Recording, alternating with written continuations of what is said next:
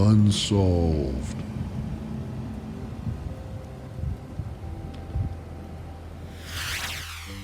Zodiac killer case, Donna Lass. South Lake Tahoe, El Dorado County, California. What a wonderful and beautiful place to live. Boating, fishing, water skiing, snow skiing, nature trails, and casino gambling a few miles north to Stateline, Nevada. On September 9th, 1970, South Lake Tahoe police took a report of a missing woman, Donna Lass, born November 3rd, 1944, in South Dakota. She was a registered nurse employed at Sahara Tahoe Hotel and Casino in Stateline, Nevada, which is today the Golden Nugget Casino. We got a delayed report that she was missing. We weren't notified for several days, stated South Lake Tahoe Police Chief Ray Lauritsen. So here is a modern look at Donna's apartment complex. Now, she had just moved in a day before she went missing, and so she lived somewhere else in South Lake Tahoe prior. So here is a map from above at Stateline. So to the south is California, and to the north is Nevada, and then you can see how close she was to the casino.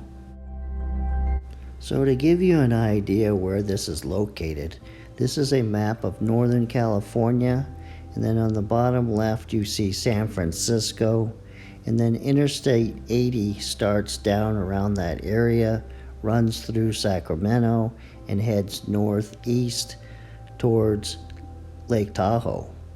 And then at Sacramento, you could take Highway 50 heading east through Placerville to South Lake Tahoe. And here's a closer look of Lake Tahoe and Interstate 80 above to the north. And here's an even closer look at the area with a blue rectangle around the casino where Donna worked and a red circle where she lived. Now, Donna had moved from San Francisco in June of 1970, and she lived at this apartment at 225 Mallorca Way from February 1970 until June 1970, and she worked at the Letterman General Hospital at the Presidio in San Francisco.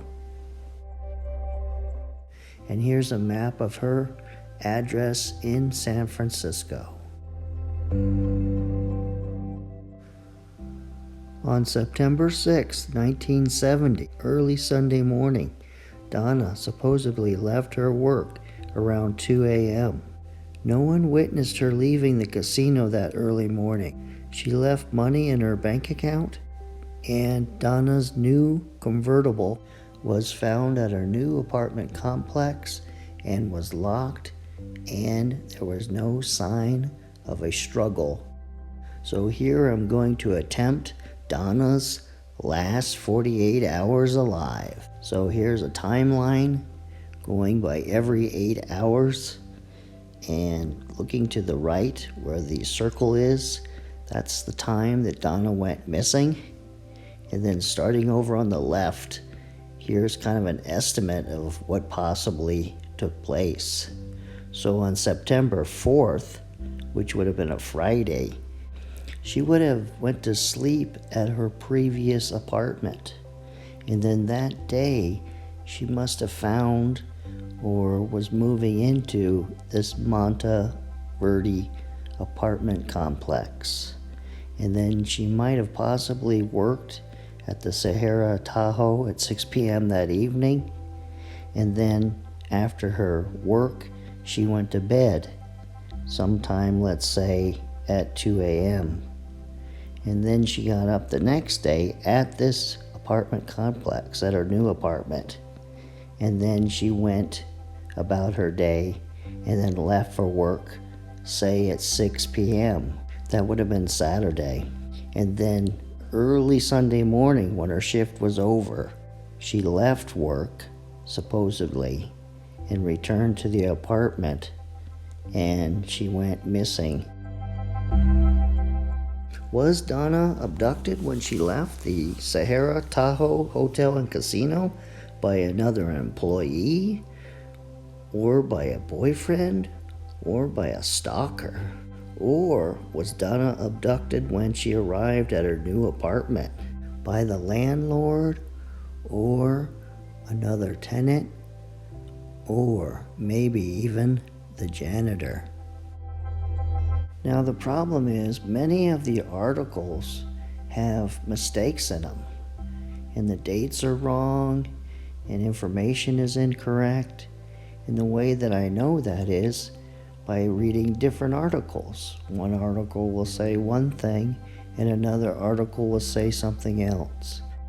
Now on March 7th, 1970, 6 months before Donna Lass's disappearance, Judith Hakari went missing, and she was a nurse working at a hospital in Sacramento. And on April 26, 1970, someone found her body in a shallow grave in Weimar, California. So here's a map of Interstate 80 west of Lake Tahoe, and where Judith's body was found prior to Donna Lass's disappearance.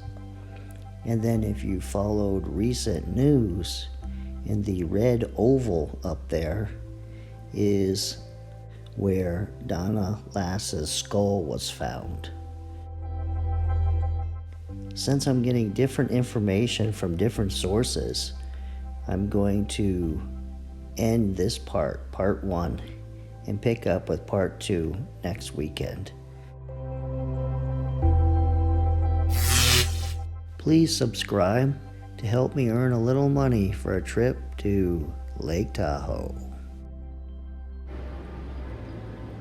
Well, this ends this episode of Unsolved, and next weekend we will do part 2 on Donna Lass, because I suspect several of you have heard of the latest news about her death, and so that'll be next weekend.